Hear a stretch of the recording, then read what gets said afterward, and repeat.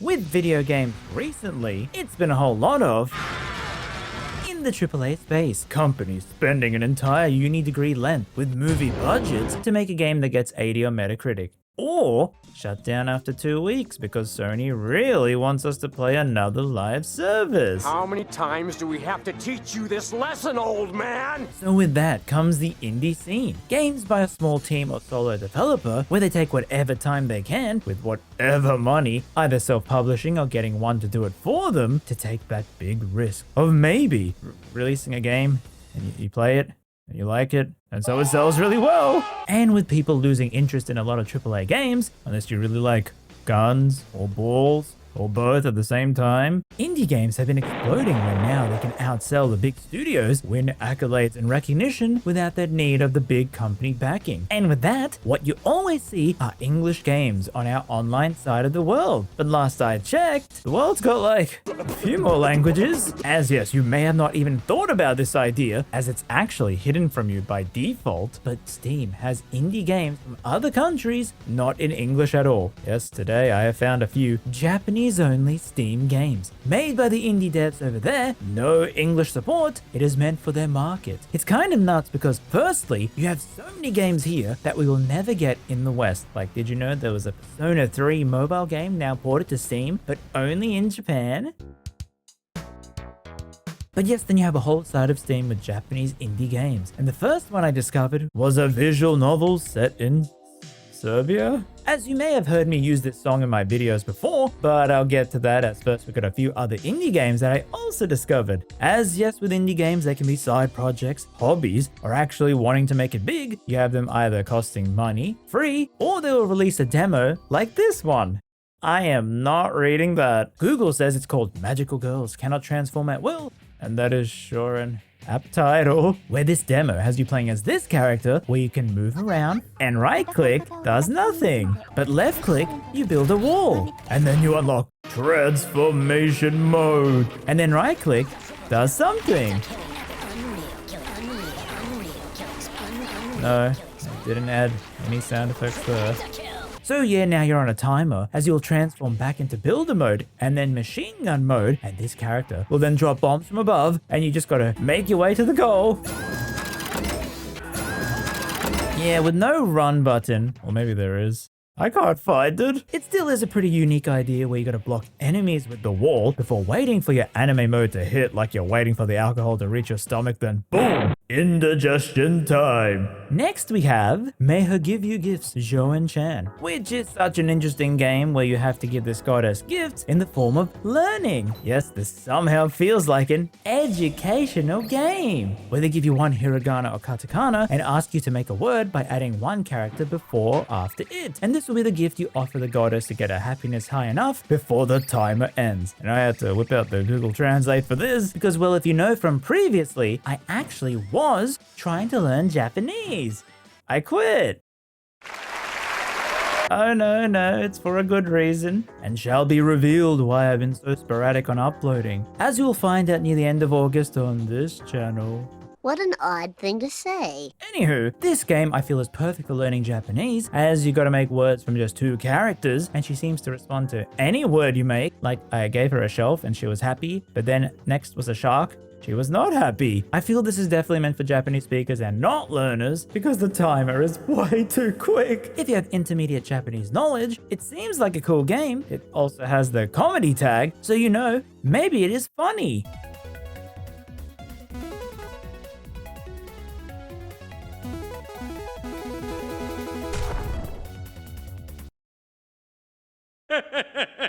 Next is Kanagi Usagi, where it's like, what if it was a game by FromSoft, you know, the Japanese developers who made Sekiro? What if the main character was a rabbit?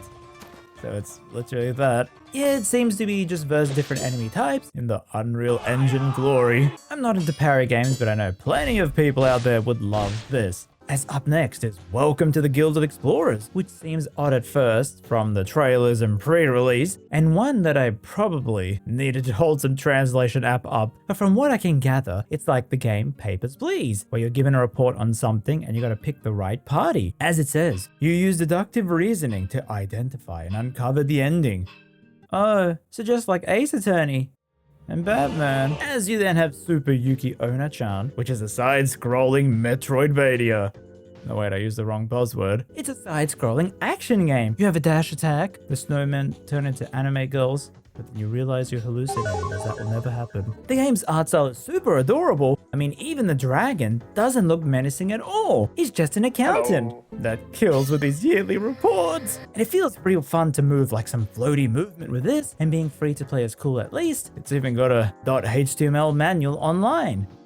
Hey, look, it is a Metroidvania. Now, unfortunately, you'll find, like with other Steam games in the West, slop, or games where they didn't want to make the art assets, which led me to a game that seemed really cool, Jisei Hero, where you have 18 students in an academy. She's the one, Cole. Where they are forced to participate in a justice game and to expose the 6 evil students hidden among the 18.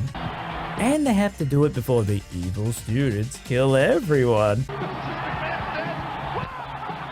And I couldn't get the game to run. It's kind of annoying because this game seems so cool, yet it says early access and the last update was 3 years ago, but now the developer's making a game with that content flag here. So that's great, I guess. It looked cool because this felt like a real attempt at a Danganronpa-like game, which are so common in the West, and it would have been cool to see what a Japanese indie dev could do with this idea. As then I found some more games like this one, which seems to be a real in-depth visual novel, but for that price I don't think I'll try it just for me to not even understand anything for this video. There was also this one which seemed you having to run a guild reception, but yet again, loads of text, and I really don't want to hold my arm up Google translating with my phone every single line all the time. Then Piano at 5 AM, which is such a vibe. Where at 5 AM, there is this fog and people don't return if they go out, as it's a text adventure game where you play through and choices will happen, which increase or decrease your drowsiness, thirst, madness, or charge, and you gotta make sure that none of them reach the max by 8 AM. Ah yes, just like Disco Elysium, huh? For a free game, it is short, but I do love the picture book aesthetic. Next up then is, unsurprisingly, a Touhou game, and I sure hope I pronounced that right, because this is a huge series where it has numerous fan games where one developer created it in the Bullet Hell Origins, and many other developers made spin-offs. As, yes, the interesting thing I noticed when I used to watch a certain kind of YouTubers. We just killed someone. They would have to get permission to play games in Japan. They would have instances where they couldn't even play a game for a stream because the developers didn't allow them. So yeah, that also applies to the indie games where the developers would put such things as, oh yeah, you can stream this game, or you gotta put spoilers in the thumbnail, and so on. You would never see this on Western Games Steam pages. So then you have Touhou, where there are no restrictions on the IP and people can make and sell fan games on it. And what I found today was one where you have heaps of characters and it's online. Yeah, and I found the match, and what you gotta do is take turns and throw this ball or use your special character items to knock this figurine off. And well, that is sure a Japanese player. I'm so screwed.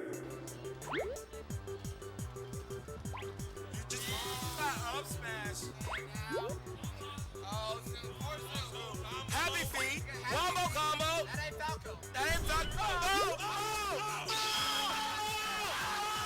Okay, for real, this game is really fun and it's crazy. It still has an online scene to this day. Even with my ping, it was manageable. Yo, forget Fortnite, hop on Hina-chan Break a Second Break. As next up, I found this game, which seems to be in the style of those RPG Maker games, but with whales or aliens. Alien whales. Very cute art style though. Then Galeed, which also has an amazing art style.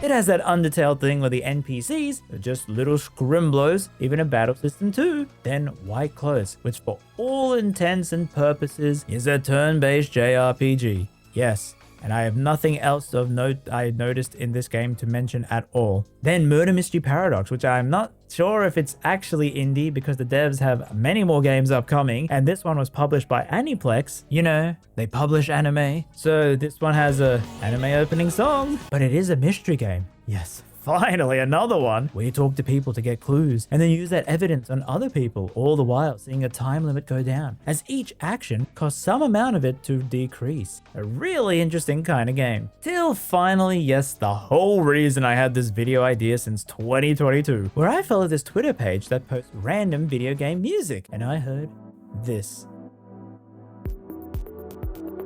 where I was enamored. What was this? I had to know what game was behind this amazing song. And turns out it's a Japanese visual novel made by, I think, one dev, and there's no English translation. And so here we are trying it out, where it's set in Serbia. Yeah, in the abandoned metro. Because did you know, apparently Serbia is like one of the only countries that doesn't have a metro. And in this game, there exist psychics who the government has banned, and there's a story, and yes, it is a text-heavy game. I couldn't sit and translate every single line, I just wanted the vibe, and I got it eventually. I guess the annoying thing to me is that I thought these two songs would be all throughout the game, but no, the other songs didn't have that vibe I was looking for. As you got the protagonist, girl who dislikes men, guy who dislikes women, and girl who likes the protagonist. Okay. It has such a unique art style. We also will have animations play too, and the UI is like those old PC98 games, where the UI was actually just boxes within boxes. You know, when developers were just having fun with making games look different to each other, and now it seems to be coming back with indie games, which is so cool. I guess the good thing about waiting to cover this game those 4 years is that still, despite no English translation, and they are moving on to their next game, it got an official manga? Oh, okay. I wouldn't be too surprised if it got an anime. I mean, Nocia did. Surely this one could too. And that brings us to a close. And what did we learn today, chat? Well, Japanese developers sure love to read. Hey, reading is good. I just got back into reading. Read more, everyone. I guess when I searched by the top rated games in Japan, there are so much more down the list, and maybe just visual novels went to the top and the other genres were at the bottom. But it is really cool to see that all these people made something for themselves, and there's this whole other world we'll never see. Because yeah, you'll actually never have these games pop up in your feed, as Steam only shows your set language. If it doesn't have English supported here by the devs, you will never come across these games. You gotta manually change it, and to find them I used SteamDB and the advanced search and made it Japanese only, excluding the other languages, as yes, you too could use this to find games in other languages. Maybe you're studying them and you want to improve that language skill, or I don't know, maybe you just want to see what the French are doing with their indie scene.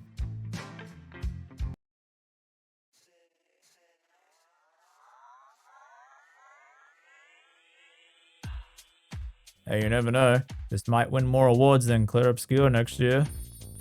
Trojan, Ramses, Magnum, Sheik.